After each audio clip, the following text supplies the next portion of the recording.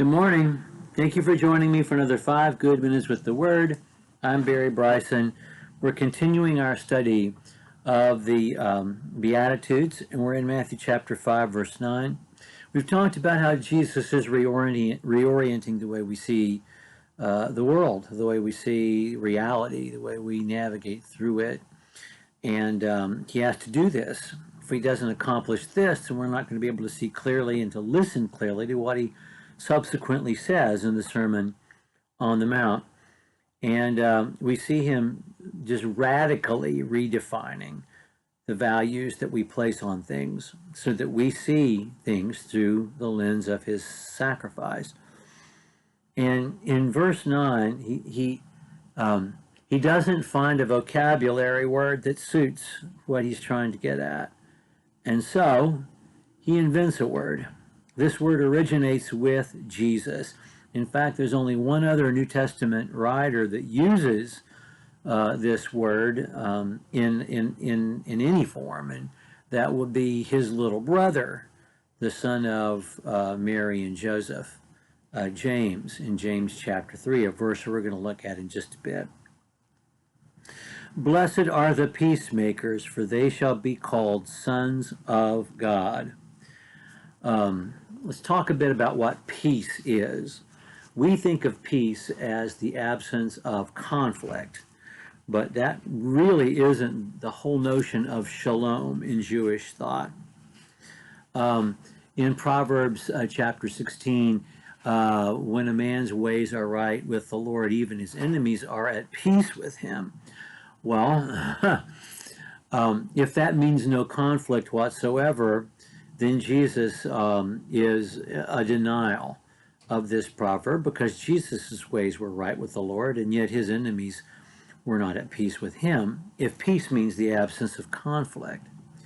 But if peace means balance and equilibrium, that your enemies cannot upset the godly balance in your life, that they cannot thwart the will of God, that they cannot change the outcome of the triumph of good, then that proverb is easily fulfilled in the life of Jesus. So Jesus himself says in John's Gospel, John 14, verse 27, "My peace I leave with you, not as the world gives you peace, but my peace is of a different kind, but my peace I live with you."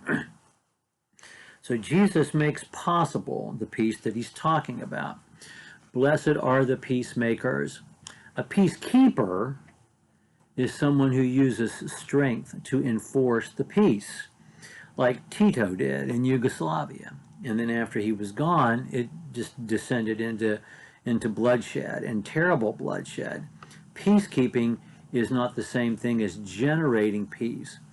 Jesus says peacemaker, someone who organically cultivates and grows a crop of peace, someone who finds a situation askew and perhaps even so difficult as to be untenable, and then through the power of God, the peace that Jesus himself offers brings equilibrium back to the relationships in that situation.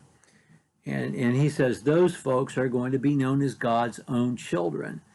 I think we have to connect this directly to John 13, where Jesus says, "By this shall all men know you're my disciples, if you love each other." They certainly are parallel passages. If they're not identical twins, they can certainly wear each other's clothes. You know, these two thoughts, these two verses. So peacemaker is someone who generates, not enforces, the peace. This is not something accomplished by brute force, but something that actually exists because it's been cultivated and made to grow, which is exactly how James uses this thought in James chapter 3.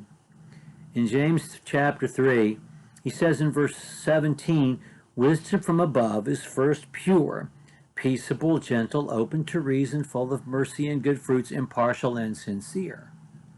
And a harvest of righteousness is sown in peace by those who make peace." So he may have not been a disciple during his big brother's earthly ministry, but he was certainly echoing his big brother's voice and very words in his letter, and especially in verse 18, because he's the one who takes this phrase from the Sermon on the Mount and fleshes it out for us. A harvest of righteousness is sown in peace by those who make peace. Peace is something that has to be planted and cultivated. You have to sow the seeds of peace, and you have to water them and tend them and cultivate them and wait for them to grow. It's not a matter of using a big fist to force everyone to do what they ought to do. That will only last as you're strong enough to maintain your control. And it's not real, because people are not doing it from their own free will. A peacemaker is someone who does the knuckle-busting, hard, lengthy work of sowing the seeds of peace, cultivating them until they grow. And that's what Jesus says marks us as God's own children. Thank you for joining me for another 5 good minutes with the Word. We're going to look at the last of the Beatitudes next time, and we'll see you then.